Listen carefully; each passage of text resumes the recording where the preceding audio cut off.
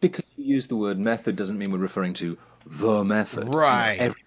Everybody has a method, and certainly for me, and I think for a lot of people, it is the product of years of experimenting with a lot of different methods and a lot of different approaches and a lot of different ideas and people and influences, so that your method is unique to you.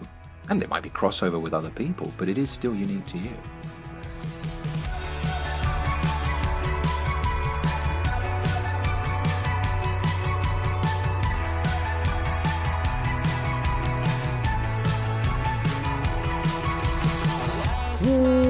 Welcome, everybody, to Casting for Two, the podcast, as always, hosted by me, Chris.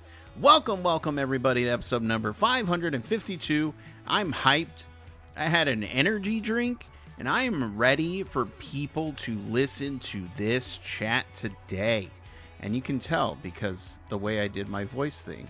Hi, everybody. I hope everybody's having a wonderful Octubre so far. This month's going by super quick, but not a great segue, but castingfor2.com is the perfect place to go to if you want to make sure and hey, where can I listen to this podcast? Boom, it's all there. I want to buy some swag. Boom, there you go. I want to join the Discord. Boom, here you go. Watch the Twitch stream, whatever you want to do. Twitch, Twitter. Oh Lord, I'm not on Twitter. Castingfor2.com is the place to be. You're welcome. That energy drink is kicking too much. My guest today is a wonderful photographer, actor, person, voice. I just had a lot of fun chatting with Tom Morton. And yeah, he's on the podcast. We had a lovely conversation. He can be seen in the new movie The Substance, available right now, and I recommend you go check him out, and let him know that he's amazing, because he is. And yeah, Tom has to come back on at some point, because so much fun chatting with him. And let's get into this episode, all right? Because I'm done talking. Let's get into it. Let's listen to it. So everybody sit back, relax, and Tom, take it away. Hi there, Chris. How are you? Hi, Tom. I am doing well. How about yourself? You know what? I've had worse days. Oh, really? It's been a bad one? No, I've had worse days. This has actually been a very pleasant one. Oh, okay. Well, yeah, sorry, I'm British, so I use stupid expressions that need translating, like I've had a worse one. Sorry, my wife is always on at me about that. No. Here's the thing. Thank you for telling me and teaching me that, so that now I know. I'm fine with that. It's opposite day.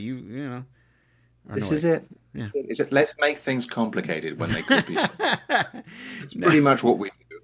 Look, I don't want to get into the political aspect of everything, but I'm just like, you guys originated the language, so I got to take a cue from that.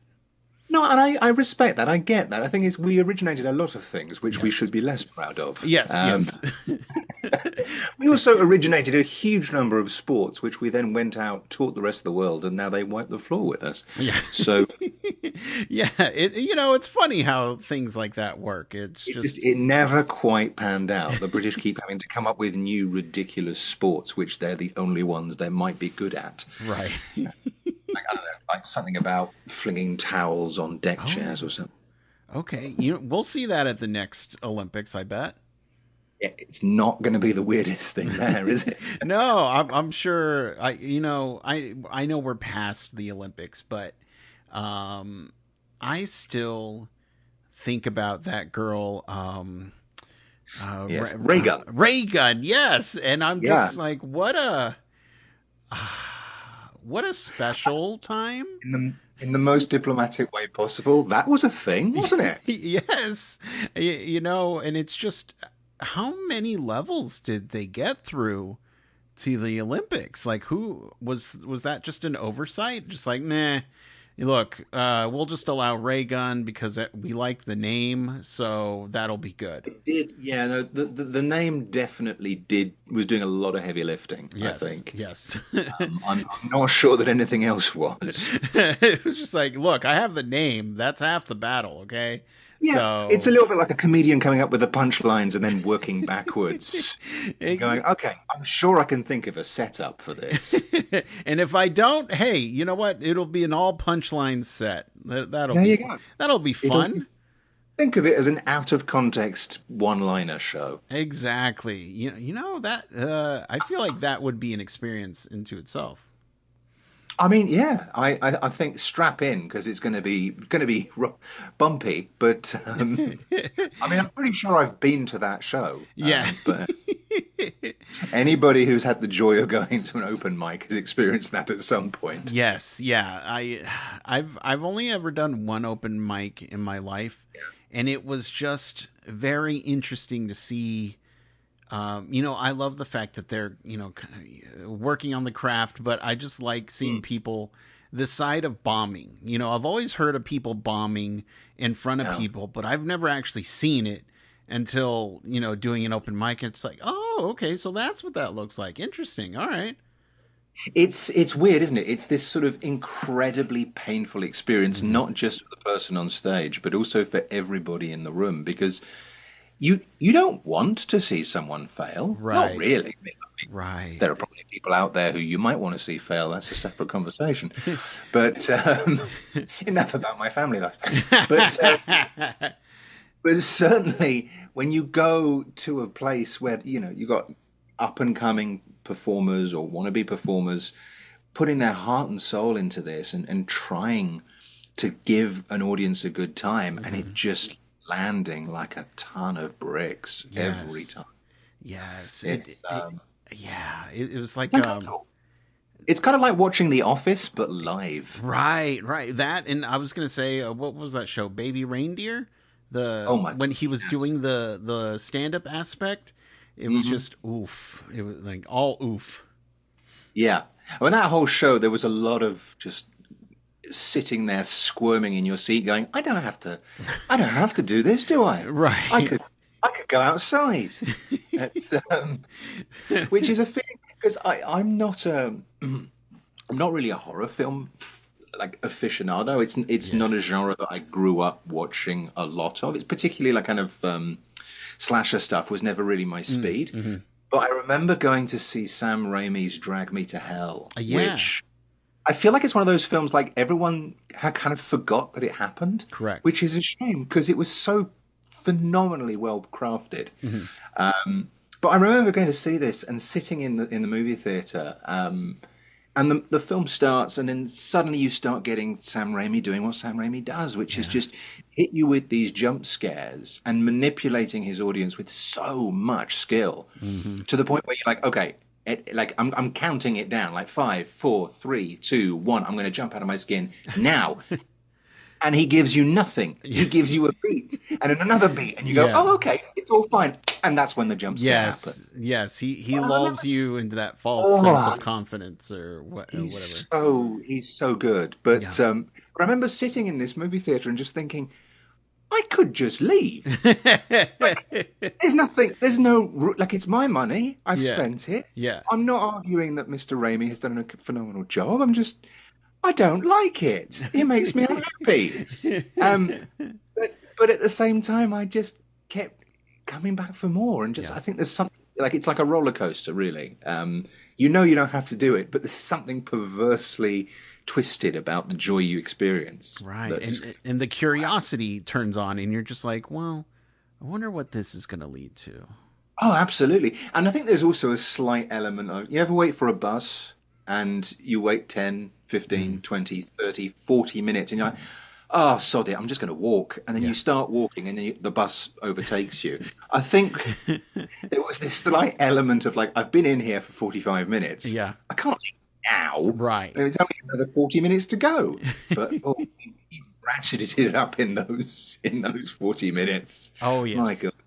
Oh, yes. Yeah, no, I'm a pretty patient person, so I would probably wait like 2 hours for something to happen. That's just how I'm designed. Yeah. But kind of talking about the curiosity. Hmm. I'm very curious where somebody's acting comes from. In your case, Yeah. would it be fair to say the curiosity, or is there something else that drives your acting? I think it's a lot of things. It's a great question. It's a lot of different things. I think one is, I think and growing up in a house where there were bookcases everywhere, but there were Mm. also shelves of VHSs. You remember Mhm. VHSs, Of Chris? course, yeah. Well, my Yeah, family you had and I do. Betamax. Yeah. Yeah, exactly. So it's old Betamaxes in the UK. And my parents had a lot of old silent movies because my parents kind of checked out Mm. on filmmaking in about 1970. Yep. So anything post 1970, you really have to talk them into it. But that meant that when I was growing up, there was a lot of stuff like Chaplin and Laurel and Mm. Hardy and Yes. stuff like that going on in the back of the house. And there was something about, I think, particularly Chaplin when I was a kid, which was there was so much love for humanity with Mm. all its foibles and its weaknesses and its attempts to be great despite all the obstacles that stand in the way. Hmm. And this ability that Chaplin had to never quite lose sight of his faith in humanity in spite of Hmm. everything. And I think that just kind of got very, very ingrained in me. And it kind of got me interested in just watching people, not in a creepy way. Hmm. I feel I should clarify. Right. But it did kind of get me into this whole, staring at people from across a room and trying to get a sense of who they might be and what their story might be. So I suppose to answer your question, for me, it's about understanding, what goes on in someone's head Yeah. and what goes on in someone's heart and also what got them there, the journey that these people have been on to get to where they are. So I suppose I keep coming across this quote at the moment about film and cinema and how it's a machine for making empathy.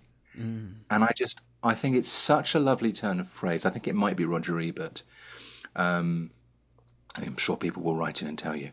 But there's something about trying to understand what's going on in the background of human beings, Yeah. which I find really engrossing. Hmm. Um, and I think that's what's at the heart of my kind of obsession with. I suppose it's storytelling, Mm. really. It's narrative, and for me, that takes the form of acting mostly. Sometimes in front of a camera, sometimes, I mean, a lot, in fact, behind a microphone. Yeah. Whether that's in video games or animation or just telling the story of a company when you're doing something like a corporate film, trying to understand the human story behind it, but also telling a story through other mediums, such as I also spend quite a lot of time writing, and photography is a huge part of my pleasure centers, as it were. And telling stories without words is, to me, just as exciting sometimes. I love that. Okay, so much to unpack. Sure. You went down a whole new avenue that I will gladly ask you questions about. But I'm just Sure. curious. In the collection of VHSs, did you have any Yes. Marx Brothers or Three Stooges? Oh, I was so okay. So the Three Stooges, I never quite got into. There Okay. was something about them. I think it was maybe weirdly, considering what I'm going to say next, a Uh-huh. little too mad and manic for me. Yes, But I correct. say this as someone who became obsessed with the Marx Brothers. Yeah. Which, if you want to talk about anarchy, the Marx Brothers at their height in stuff like Duck Soup and A Night at Yeah. the Opera, Hmm. and just I can't remember how many times I watched Duck Soup. And there's something about Groucho Marx's performances where, you're watching this as an 8-year-old boy. You don't understand a tenth Yeah. of what the jokes are Correct. because it's all this kind of heritage of music hall and vaudeville. and it's sailing pretty close to the wind. You know, you watch it again in your 20s and 30s, and you're like, oh shit, that's actually really quite sexually laden. Yes. Um, Yes. I mean, you know, and we don't even get into the politics of how, shall we say, through a lens of 2024, how problematic some of those films can be. Right. Right. Particularly in terms of their gender politics and the behavior of the men towards the women. But Mhm. just in terms of how those films impacted me, that quick talking, that patter, that the thing I thought was fascinating was the asides that Groucho would indulge in, Mhm. where he'd be talking to a character and he would suddenly stare right down the barrel of the camera, Yes. take two steps towards it, and bring us into his confidence and Yes. just chat straight to us as guys, what she doesn't realize ain't gonna hurt her, and then we'll go back. Right. Um, or just watching somebody, a woman leave the room with the hips swinging in a provocative way because she's trying to seduce him, and him glancing back to the camera after staring at her ass and saying, "That reminds me, I must get my watch fixed." Right. Yes.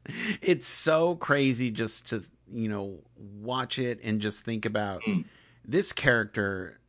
Like he goes to this weird world where everybody just puts up with it. It's just like, okay, Yeah, whatever. He's in his own world talking to who knows who, and he's gonna absolutely. do who knows what, and everybody just continues on. And And then well, there's a song break. yes, and then there's a 15-minute song break where Harpo, She goes, is playing shoots the the keys, piano. and Yeah, yeah, yeah. you I feel like you truly see who they are at that moment wherein all the jokes are gone and they're just there playing and having fun and Yeah, just so I think focused. particularly with Harpo because he is such a clown in Yes. that the muteness and all the kind of the horns to communicate and the ridiculous wig and the googly eyes. But then the harp comes out, Yes. Yeah. and suddenly you see him pour his soul into it, Yeah. and he plays beautifully. Yeah. And then it lands on a punchline, the whole thing falls apart, and then he throws himself out the window, Right, right. and it's Or back to the the madness. cops run in or something and he's like, "Oh, I got to go." And that's it. Yeah, Yeah. Yeah, it's like it's that zaniness, and I think for a kid, growing up watching that, the segue to cartoons yes. is very organic because you start watching stuff like that. You've got human beings doing what Bugs Bunny and Elmer Fudd and the Tex Avery characters are doing. They're Mm-hmm. throwing themselves out of windows, smashing pianos over each other's heads. Right. Tom and Jerry steps in as well. It's all very, very much the same energy and Right. super appealing to children, I think. And the weird thing is they never get hurt. No. They go through all this and still never gets hurt. Yeah, well, no, the guy who does get hurt is the guy just trying to sell his damn peanuts. Correct. Yes. Yeah. Peanuts to you. But yeah, no, I grew up watching the Three Stooges, and that was Yeah. just an accident that I found that. But being a kid, it was just so funny and so slapsticky. And the next day, I was doing the moves of like hit my hand, and then Yeah. it going around and bonking somebody on the head, and then it, of course, vaudeville led to the Marx Brothers, and I'm just like, this is. I don't know if like I would have loved to have been alive. I like having internet and Wi-Fi and all that good stuff. But It has its perks. yeah, it's great. It was very hard to do podcasts back then, Chris. Right. Really hard. The We were just viewership. lunatics in at bars just talking to strangers. Yeah. Which Anyway, it could work. It could work. Who knows? But still, yeah. Just that whole idea of putting on a show, and just having it be zany and all that. Like I would have. I still would love to do something like that. I don't know if I can, but still, I think about that sometimes. We're like, oh man, I would have loved to just been at least seen a show like that. yeah, I mean, I think there are some people Yeah. doing that stuff. I don't know, if what's his name? Tim Robinson. Is it Tim Robinson? On Netflix, who used to be part of Oh SNL. yes, yeah, Tim Robbins. Yes, yeah. Yeah, the I think you show. should leave. Exactly. Yes. That it has it's perhaps leaning more into the weird than the Marx Brothers ever would have done, Yeah. but it does have that same kind of madcap, chaotic anarchy to it, which, I mean, to me is just terrifically entertaining. Right, But I right. also appreciate that it can drive some people up the wall because they'll stare at it going like, "I'm sorry, but where's the setup? Where's the punchline? I don't understand." Um, but personally, that's part of the fun for me. But that's because Right. I'm a massive comedy nerd as well. So, Well, and I have to assume as an actor that must keep it fun and fresh to do because it's like, okay, oh, today's going to be totally different. Let's go. Let's see where it goes. absolutely. I think it's such a weird job though because Mm, whenever you talk to people about being an actor, mm, most people's reaction, particularly people who kind of care about you in some mm. way, shape, or form, their reaction is very frequently something along the lines of, "It's so hard, though, isn't it? It's such a hard job." Right. And to which I end up answering these days, actually, the hardest thing about this job is not doing it. Mm. Because actually, when we get to do our job, it's the greatest. Right. It's just such incredible fun. Like, Yeah. yes, it can be high pressure and it can be anxiety inducing because, especially when you're working on movies, there's a lot of money being spent. So you don't necessarily want to blow someone's budget because you can't get the take right. Right. But there's something absolutely engrossing and electrifying about arriving on set and being surrounded with 40, 50, 60 other people Hmm. working in a million different capacities on this film who get it. Right. Right. They get why you chose to do this. Right. And I think that's such a precious thing. So being deprived of that is hard. But once you get the job, like, cool. Now I know what I'm doing. Right. Right. And it's for that exact reason why however anybody feels about movies and Hmm. reviews of movies, I'm very much like I don't care about them. Even the worst movie that you've seen, so I can guarantee you somebody was working hard on that. Who know? Oh, I guarantee it. I mean, Yeah, and we've had so many films, particularly in the last few years, made by very, very big yeah, studios and with big IPs, and the finished project has been probably a case of too many cooks, yeah, and the head chef was just being removed from the process in the first place. right, But someone was working hard, like right, especially people like props, yeah, costume, hair and makeup. These people are working, and the actors are working hard. Mostly, sometimes it looks like the actors aren't working hard right. because they were cast really well, Yes, yeah, and also sometimes it looks like they're not working very hard because the script is bad. But just because the script is bad doesn't mean the script writer did a bad job. right, What it typically means is that there are people further up the food chain who put extra stuff in or took stuff out, right. and then you end up with Madame Web. Anyway, And then you end up studying spiders in what I forget what that meme in the was in Amazon, the Amazon. Yes. you're studying spiders, and your name is Web. That's what I call nominative determinism gone mad. Which I will say, I saw that movie and I was like, I don't think it's that bad. It's okay. Would I watch it again and or own it? Probably not. But I'm just Not on like, purpose. Yeah. yeah, look, I am the biggest Morbius fan you will ever meet, and the fact that Oh, really? there's not a new Morbius movie every year hurts my heart. Yeah, Um, but I take it you saw the original and you now understand why they're not making more of them. yeah, no, I get it, but still, I want a new Morbius every. I want Sure. Morbius in every movie. Well, Um, so I want Milo in every movie yes, because Matt Smith seems to have been the only person on that film who both understood the brief and had a good time. for a second, I was like, was he in that movie? Yeah, I he totally was. forgot he was in that movie. He was Uh, chewing the scenery.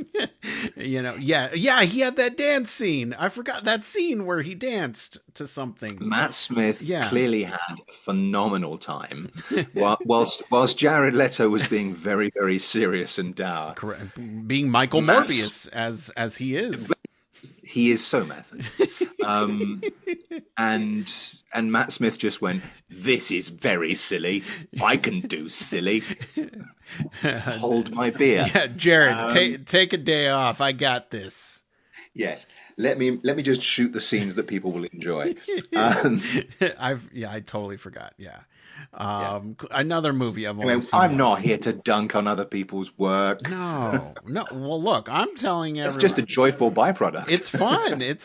Movies can just be fun, you They know. can. Yeah, like there doesn't have to be a hidden message or a secret thing about it. It can just be brainless and fun, Absolutely. and then again, you get footage of Matt Smith dancing, and it's like, okay, all right, It's joyful. we got a It's joyful. movie. Yeah, he didn't do that on Mhm. Doctor Who, so we got it. Exactly. But so another thing I wanted to ask you, you mentioned Yeah. photography, um, Photographer. It's a photo, lovely way to put it. the study of photos. Yes, Yes. in the Amazon. Um, Yes. I gotta ask, what's your gear? What's your equipment? Oh, I recently splurged and bought a Nikon D850, Okay. which is, I mean, you know what? It's great when you can take up photography and get a workout at the same time, Yes. Yeah. because it is not Yes. a light piece of kit. No. It's very much a camera designed for men my size, Yes. and I wouldn't wish it on anybody less than 6 foot tall. But Right. it's a beautiful, beautiful piece of equipment, and I think even now, after 2 years of playing around with it, I still have only just scratched the surface of what it is capable of. Hmm. Uh, but I think I've more or less figured out how I want to use it for my purposes, which I suppose is pivotal. Yes. Um, and then my absolute favorite. Now we're really into deep nerddom now, Let's do it. Chris. Let's go. Let's go. My absolute favorite lens is a an 85 mil, which is Hmm. just gorgeous at 1.8, and it just has the most gorgeous bokeh when you're shooting someone. Hmm. It just makes every single portrait just come alive. It's joyful. It really is. That's and To the point it's where a I Nikon get 85 yes, it is. It or is. made Yeah, by Nikon. Okay. Okay. Cool. Cool. it is. Yeah, yeah. To the point now where I get to frustrated when I'm traveling and I'm going to be doing landscape photography predominantly, Yeah. or just touristy stuff, and I'm like, oh, I can't really use the 85 for this. I need to stand further away. It Right. doesn't make Right. sense. I actually need a wide angle. Oh, never mind. All right, whatever. Yeah, no, I am a camera nerd. I used to sell them. Okay. Oh well. So I love cameras with and I don't have a heavy camera, which is why I don't have the cool muscles like you. Well, no, Um, I've got the muscles from the camera. It's by the exactly. camera, Chris. Yeah, no, but have you ever heard? And this is I don't know if this is going to be an episode, but if it is, cool. Have you ever heard of a thing called Lens Baby? Uh, no. Okay, It, so it, that's fascinating. Okay. yeah, okay. I love talking about Lens Baby. Not a sponsor of the podcast, but they should. You should Uh, talk to them. yeah, you know what? That's the first thing I got to do. I got to talk to them. Like, what are you doing, man? I've seen your merch online. It's great, but hey, I've purchased the where is merch. the lens cap? I love them. It's just it's a lens that you get, and you can get kind of creative shots with it. Okay. I have one that has 3 lenses on it that I can kind of switch between. Like the traditional. Oh, I forgot what like a rotor. I Okay. forgot the terminology, but anyway, yeah. I think they're super cool. Check them out, Lens Baby. It's just fun. They're just fun lenses. It's not like anything super serious, but yeah, it's all for just the fun and the creativity. I will check it out. I'm actually on their website right now as I talk to you, and yeah, Perfect. that's there's some fun stuff. Yeah. I'm gonna do a deep dive when I get off with you from here. Yeah. And so, again, talking about lenses and cameras and stuff like that, would it be, I don't want to assume anything, No, no, but please. I'm going to say this. Would it would it can I assume that since you are a photographer PhD that you have the ability to see beauty in things that other people can't see? Well, I will say that I feel like you've done your research in asking this question and phrasing it that way because I went through a phase back in 2017 Uh-huh. when I was first moving to Canada and I was in Toronto Mm. by myself to all intents and purposes. Mm-hmm. And it's a weird time when you're kind of back and forth between two places. You're not really sure where home is anymore. Yeah. And I was starting to feel a little down, and I kind of set myself this challenge of finding something beautiful in the everyday. Mm-hmm. And so I'd Yes. go out with, it was just with my phone, to be honest, mostly. But I would go out and just snap something that brought a smile to my face, and then I'd post it on Instagram like some influencer before influencers existed. Yeah. Yeah, fat chance. But it was weird because it was very much this idea of yeah, sometimes life's shit, but um, if you look around, just look up or Mm. look around you, there's incredible beauty everywhere. And the reason I kind of was teasing you about doing your research is because I'd actually started just calling it chasing beauty. Oh, okay. And so the hashtag I was using, I think, the entire time I was doing this, I was pretty much posting a picture every day Mm-hmm. for about 2, 3 years or something, was chasing beauty Mm-hmm. because it was kind of what I was putting out into the world is find the beauty in the everyday, find, something as silly as a heart-shaped leaf on a tree Mm. or just a fun piece of street art which Yeah. is under your feet as you step out of a coffee shop. And if it makes you smile, share it Mm-hmm. because pay it forward, right? Yeah. I love that. So in terms of the chasing the beauty and looking for the beautiful in the everyday and sometimes in the mundane, I think that does kind of tie quite neatly back with what we were saying earlier about why I came to acting in the first place, because I do believe that when you look at someone long enough and really start to see them, even people who you probably wouldn't take the time of day to spend time with normally, Mm-hmm. they grow on you. You start to Mm. see what's behind the mask or what's behind everything, and that is beautiful. And I think that's a very important thing for actors to remember is, okay, you might be playing a monster, Right. literal or figurative, but most monsters, quote unquote, don't think of themselves that way. Right. Neither do most villains. I mean, some do. Richard III spends a lot of time going, since you think I'm a villain, I'll be a villain, and I'll have a good time being a villain. Yeah. So die. But but most think of themselves as the hero of their own story, and you can't afford to judge your characters in a negative fashion. You can't Mm. approach a character going, "Oh well, he's stupid," or "He's an idiot." Well, he has a different perspective. Mm-hmm. Has there ever, having that sense of Yeah. character, has there ever been a time when you did have trouble getting into the headspace of a character or finding I guess the reason to play a character? Not in an actual work context, so Okay. not on a project.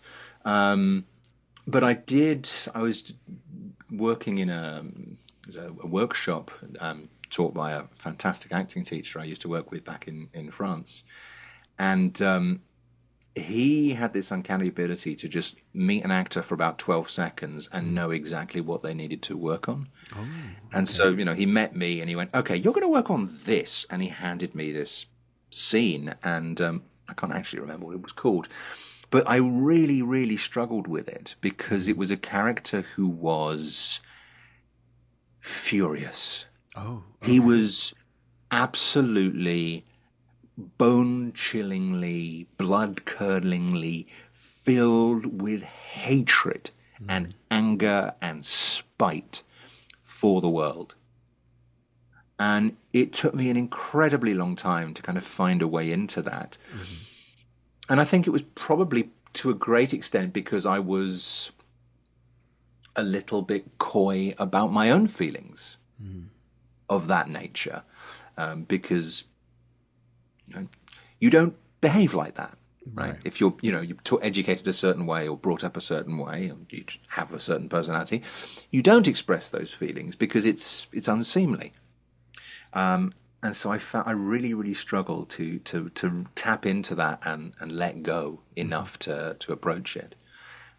But when I kind of started to get into it, it was just so transcendent because I suddenly felt like a huge weight had been lifted off my shoulders, and almost felt like anything was possible at that point.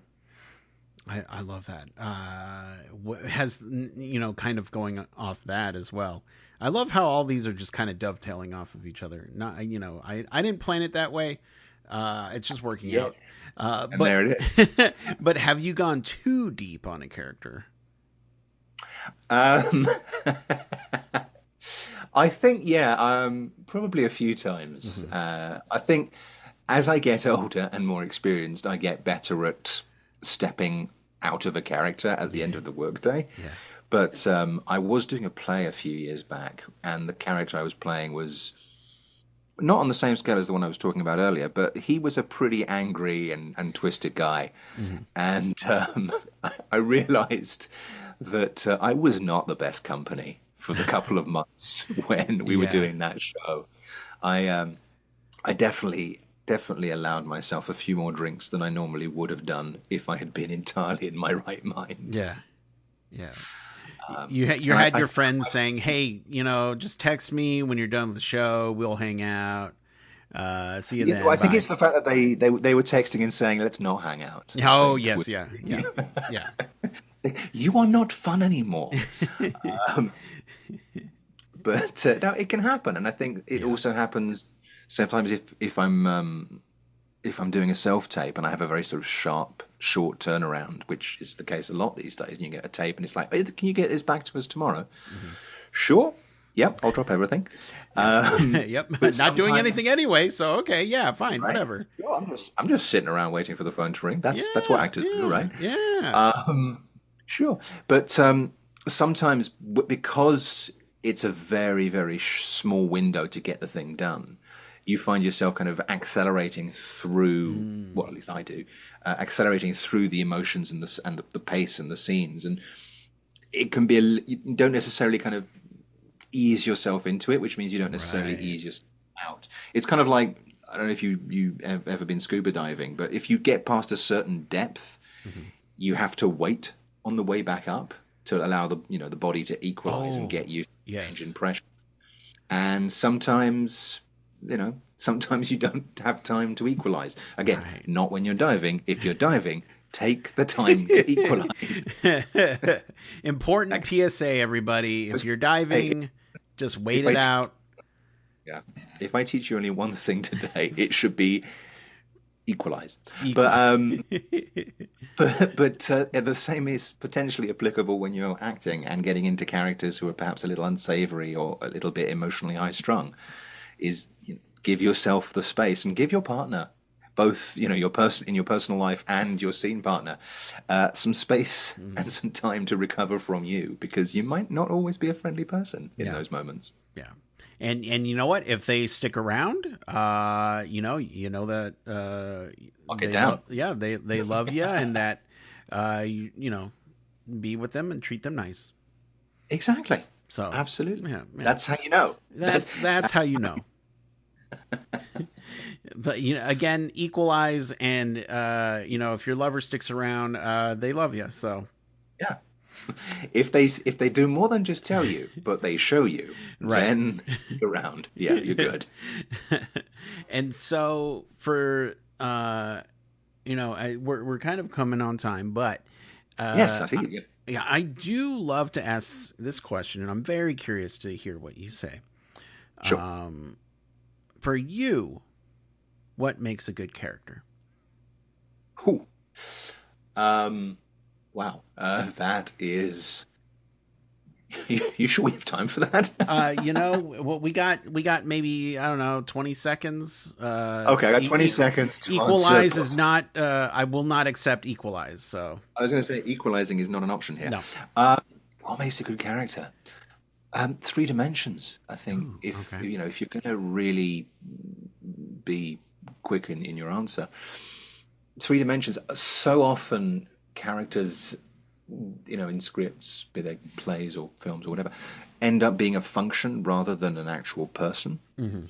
And particularly for actors, we receive these scenes that we have to tape. You've got 24 hours, and there's not a lot on the page Yeah. sometimes. And so, what makes a good character is going beyond that Mm. and making choices and forming a picture in your mind of not just what this person looks like, but of their likes and dislikes, their past, their hopes, their dreams, their disappointments, which I appreciate ends up sounding very, very methody, but it works. Yeah. It works to have a sense of who this person is beyond the scene. You Right. can't just appear, say the line, and leave. That's not the job. That's the tip of the iceberg. Right. But an audience can tell when you're just saying the words. They really Right. can. Well, and I feel like for the non-acting person, I feel like method is very like, oh, they went method. It's like, well, Yeah. in actor world, it's a normal thing, and it's, depending on the person, it's not as harsh as it sounds. It's just, just trying No, to exactly. be that person and immerse that person in the world around them. So, Absolutely. yeah. And just because you use the word method doesn't mean we're referring to the method. Right. Everybody has a method. And certainly for me, and I think for a lot of people, it is the product of years of experimenting with a lot of different methods and a lot of different approaches and a lot of different ideas and people and influences, so that your method is unique to you. And there might be crossover with other people, but it is still unique to you. Exactly. And so for the people at home who'd like to follow you, where can they do all Yes. that? You can follow me at It's Tom Morton. So that's ITS Tom Morton. There we go. And that's Instagram and Twitter, because I refuse to call it anything else. Again, thank you so much for. Chris, thank you for having me. Oh It's my! been a real pleasure. Oh my gosh! Yeah, no, and I will say I didn't. The whole research question, you gave me too much credit for it. It was just my natural curiosity came out. I know, but it's just the turn of phrase was very apropos. And the funny thing is, I was talking to another interviewer, Yeah. I think last week, and the exact same question came up in a different way. It's just quite funny. It ends up coming up quite a lot. Yeah. So that's The whole photo and beauty thing. Yeah, Really? absolutely. Dang Yeah. it. All right. Well, this is going to be the last time I ever ask that question. You never know. Keep fishing for it. You might find other people out. If other people tell you they're using that hashtag, they are lying to you. Ooh, okay, perfect. How to spot a liar. But anyway, again, thank you so much for the wonderful chat, and My pleasure. you have a wonderful rest of your day, and keep staying safe and healthy. All right. And yourself. Take very good care of yourself. Thank Have you. a good one. Thank you. You too. Bye bye.